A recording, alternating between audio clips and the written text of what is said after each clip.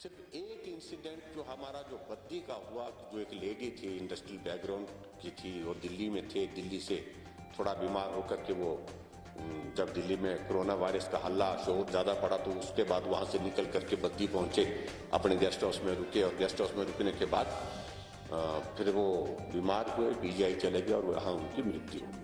वो हमारे लिए और एक शॉकिंग एक न्यूज़ थी।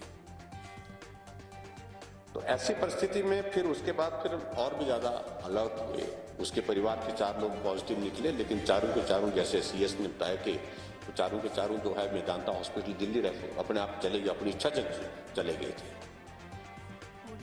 लेकिन सबसे बड़ा हमको धक्का झटका तब लगा जब ये दिल्ली का मरकज का आयोजन हुआ और उसमें हिमाचल प्रदेश से कुछ लोग शामिल हुए और हिमाचल प्रदेश से जो शामिल हुए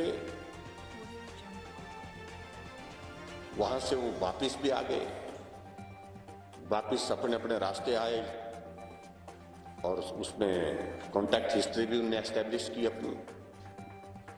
और ऐसे में उसमें से 3 केस पॉजिटिव एक बार आए, 3 केस दूसरी बार आए, फिर उसके बाद वो क्रम रुका नहीं, वो बढ़ता गया, फिर 1 आया, फिर 4 आए, फिर 9, एक दिन तो 9 आए।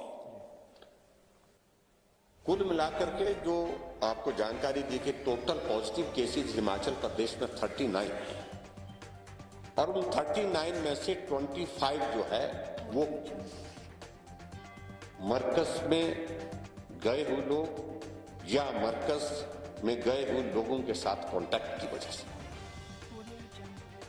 हालांकि हमने कोशिश की, उन लोगों को कहा कि आप अपनी जानकारी दीजिए, आप रिवील करिए कि आप गए थे, तो कोई बात नहीं, आपका ट्रीटमेंट करेंगे, आपके परिवार को बचाने की परिस्थिति में हो पाएंगे, लेकिन बहुत बड़ा सहयोग उसमें नहीं मिल पाया। आखिरकार हमको और डीजीपी साहब को कुछ सख्त शब्दों में कुछ कहना पड़ा और उसका परिणाम ये हुआ कि हिमाचल प्रदेश में बहुत बड़ी संख्या ऐसी निकली जिन्होंने कहा कि हम गए थे। लगभग 12 लोग ऐसे निकले, लेकिन 52 के ज्यादा लोग जो है ऐसे निकले जो बोलते हम गए नहीं थे, लेकिन उसके बावजूद हम जो गए हुए लोग थे जो वापिस आए वहां से, उनसे हमारा मिलना हुआ, चाय पी, खाना खाया, हमारी बातचीत हुई, बैठना हुआ। तो वो जाकर के वो उनका कांटेक्ट जो है, कांटेक्ट हिस्ट्री जो है, प्राइमरी कांटेक्ट, फर्स्ट कांटेक्ट जो है वो सैकड़ों में चला गया, 600 से ऊपर चला गया। वो हमारे लिए बहुत बड़ा चिंता का विषय था। लेकिन आज मुझे इस बात को लेकर संतोष है, फिर भी मामले बीच बीच में आ रहे हैं, एक आधा मामला ऐसे अभी 2 दिन पहले एक मामला आया है ऊना से, एक ही मामला शायद निकलना है। लेकिन हमने वो चेन पकड़ी, जहां से शुरू हुए थे, कहां कहां गए, सब एक एक आदमी को हमने कोशिश की है उसमें से ये करने की, ताकि कोई भी आदमी उसमें ऐसा ना बचे जिसका हम टेस्ट ना करें। उसमें हमको काफी हद तक संतोष है कि हम उस सारी चेन को एग्जॉस्ट करने की परिस्थिति में पहुंचे। लेकिन फिर भी उसके बावजूद भी कुछ एक मामले थोड़ा अलग तरह के भी आए। हिमाचल प्रदेश में कुछ लोग आए और अपने रास्ते आए, रोकने की कोशिशें हुई रास्ते में उनको, लेकिन उसके बावजूद भी आ गए। बाद में मामले वो पॉजिटिव निकले। 2 मामले इस प्रकार के भी आए हमारे ध्यान में, लेकिन उनके कांटेक्ट में कोई आदमी, एक आदमी और भी प्रभावित हो गया। ऐसी परिस्थितियां पहुंचते पहुंचते ये मामला जो है 39 तक पहुंचा है। लेकिन फिर भी मैं इस बात को कह सकता हूं कि बाकी राज्यों की तुलना में हमको बहुत खुश होने की आवश्यकता नहीं, लेकिन बहुत कह सकते हैं कि बाकी राज्यों की तुलना में अभी भी हिमाचल प्रदेश में हम काफी हद तक जो है इसको कोरोना वायरस को रोकने में जो है वो सफल हुए। और उसकी वजह मैं कह सकता हूं कि सबसे बड़ी वजह यह है कि हमने सख्ती की है। और इस बात को मैं दावे के साथ कह सकता हूं कि हिमाचल प्रदेश में जिस प्रकार से लोगों का सहयोग, आप सबका सहयोग हमको मिला है, पुलिस विभाग ने काम किया है और डॉक्टर्स, पैरामेडिकल स्टाफ, सफाई कर्मचारी, सब लोगों ने जो काम किया जिस प्रकार से, वो सब कुछ में बहुत तारीफ के योग्य है। बहुत सारे लोगों को हमने देखा कि दिल्ली से आ गए, परमिट लेकर के, परमिशन लेकर के आए, लेकिन जब परवाणु पहुंचे तो परवाणु के आगे फिर हमको फोन करने लगे कि कमाल है जी, हम दिल्ली से आए, हमको दिल्ली से रास्ते में पूछा नहीं, हरियाणा आया, हरियाणा में हमको पूछा नहीं, किसी ने रोका नहीं हमको, पंजाब आया, पंजाब में हमको रोका नहीं, लेकिन हिमाचल में परवाणु प्रवेश होते ही हमको 4 बार रोक दिया, अभी तक सोलन पहुंचते पहुंचते। हमने कहा कि यही हम करना चाहते थे, कोई भी आदमी इस प्रकार से ना छूटे, जिस तरह से हरियाणा में छूट गया कोई नहीं पूछ रहा है, पंजाब में छूट गया कोई नहीं पूछ रहा है। वो कर रहे होंगे, मुझे मालूम नहीं उस बारे में ज्यादा, लेकिन ये हकीकत है। 20 फोन ऐसे आए जो वैलिड परमिट के साथ जो लोग ट्रैवल कर रहे थे, उन लोगों ने कहा कि भाई साहब बहुत सख्ती की है, और सख्ती करना हमारी व्यवस्था भी और आवश्यकता भी है। कि हम चाहते हैं, हमारी प्राथमिकता कि हिमाचल प्रदेश में हर एक नागरिक के जीवन को हम बहुत महत्व देते हैं। कभी भी हमारा आदमी हिमाचल प्रदेश का नागरिक कोई भी हम यहाँ हिमाचल प्रदेश में जो है कोरोना वायरस में नहीं आना चाहिए, प्रभावित नहीं होना चाहिए। उस दृष्टि से हमने सारा किया। मैं आप सबके बीच में इतना ही कहना चाहता हूं कि आप सबका सहयोग रहा है, और उसमें आने वाले समय में भी मैं बहुत बड़ी उम्मीद के साथ कह सकता हूं कि आप सब इसमें इस सहयोग को कायम रखेंगे। लॉकडाउन फर्स्ट का दौर समाप्त हुआ और उसके बाद लॉकडाउन सेकंड जो है हमारा 15 से शुरू हुआ है,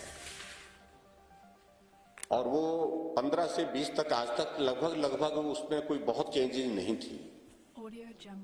लेकिन 20 के बाद के आज से बात की जो चेंजेस को लेकर के बहुत सारी चीजें बड़ी स्पष्ट करती है हमारे चीफ सेक्रेटरी ने, कि कुछ रिलैक्सेशन का जिक्र आ रहा था।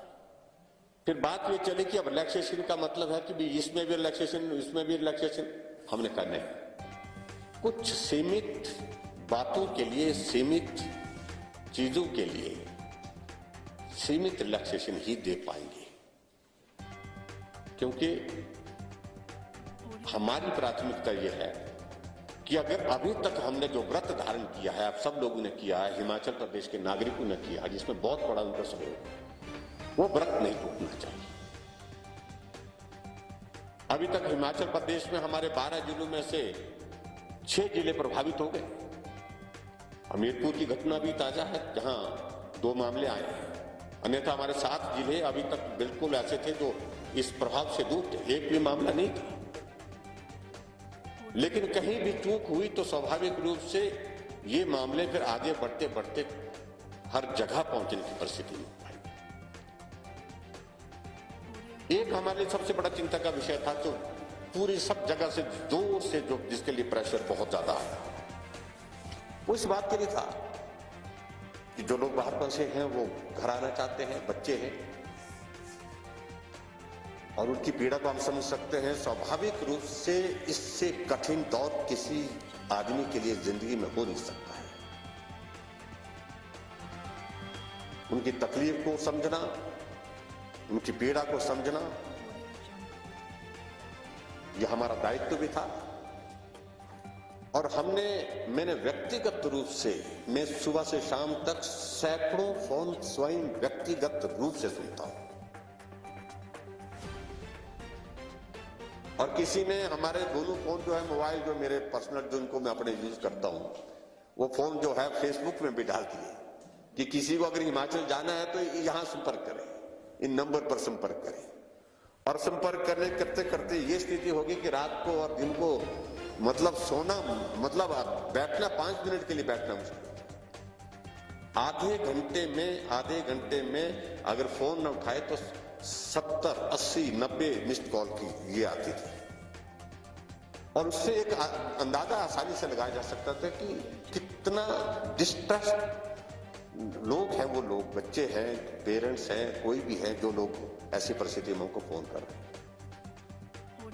हमने अपने सचिवालय में एक व्यवस्था की, हमने कंट्रोल रूम के साथ साथ में वहां पर वो नंबर हमने दिए, 2 नंबर हमने वहां पर लगाए थे, और जिसका जिक्र किया कि बहुत सारी कॉल उसमें जो है दूसरे प्रदेशों से फिर लोगों ने उस पर की है, पूरी जानकारी थी।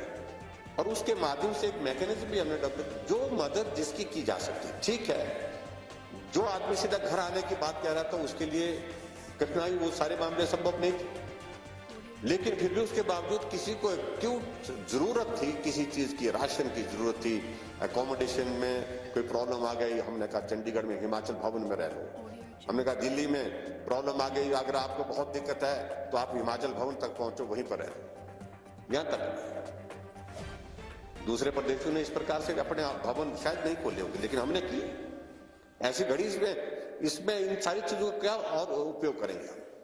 तो ये सारी चीजें हमने करने की कोशिशें की, लेकिन फिर भी बड़ी संख्या में दूसरे प्रदेशों से लोग निकल आए कि हमको घर जाना है, सिर्फ घर जाना है। विनम्र आग्रह किया हमने, और उसमें हमने एक चीज को लेकर के तय किया कि घर जाएंगे आप, जरूर जाएंगे, लेकिन पहले क्वारंटाइन होना पड़ेगा। तो बॉर्डर में हमने क्वारंटाइन की व्यवस्था की, हर जिले में बॉर्डर का एरिया, और उसमें बहुत बड़ी संख्या में, जिस संख्या का जिक्र यहाँ पर हमारे चीफ सेक्रेटरी जी ने किया, वो सारी चीजों को बताया गया। आपको उस फिगर को मैं रिपीट करना नहीं चाहूंगा, उसमें दोबारा आपको ये करने की जो आवश्यकता रहेगी तो उसके लिए प्रेस नोट आपको जारी हो जाएगा। लेकिन मेरे कहने का मतलब है, मैं इस बात को इतना डिटेल में कहने की आवश्यकता महसूस कर रहा हूं कि आप सब लोगों के बीच में इन बातों को बहुत ज्यादा हम साझा नहीं कर पाए थे। शायद ऐसा लग रहा था कि भाई कुछ नहीं हो रहा, ये नहीं हो रहा, स्वाभाविक रूप से कुछ नहीं हो रहा, ऐसा भी लग रहा था। तो कुल मिलाकर के मेरा ये भी है, हमने विपक्ष के सभी नेताओं को भी बुलाया, यहीं पीटर हॉल में हमने बैठक की, बातचीत की, हमने कैसे दौर में हम सबको इकट्ठा होकर के काम करना चाहिए, ऐसी समाज की भी अपेक्षा है, हम सबको लगना चाहिए इस काम में इकट्ठा होकर के काम करने के लिए। उनका भी सहयोग रहा, उसके लिए भी मैं उनका आभार व्यक्त करता हूं। और अभी भी मैं देख रहा हूं कि हिमाचल प्रदेश में जो बच्चे बाहर फंसे हैं, परिवार के लोग फंसे हैं, वो अभी भी हिमाचल प्रदेश में आने के लिए इच्छुक हैं। इच्छुक क्या, यानी कि बहुत आतुर हैं। हमने उनसे विनम्र निवेदन किया कि थोड़ा वक्त अगर आप लोग और इंतजार कर सके तो उचित होगा। उनका बहुत बड़ा सहयोग मिला है, कठिनाई में, परेशानी में रहे, लेकिन उसके बावजूद भी उनने पालन किया है। थोड़े वक्त अगर और पालन करें तो मैं समझता हूं कि उनके लिए, उनके परिवार के लिए और हिमाचल के लिए भी वो बहुत बड़ा एक योगदान होगा।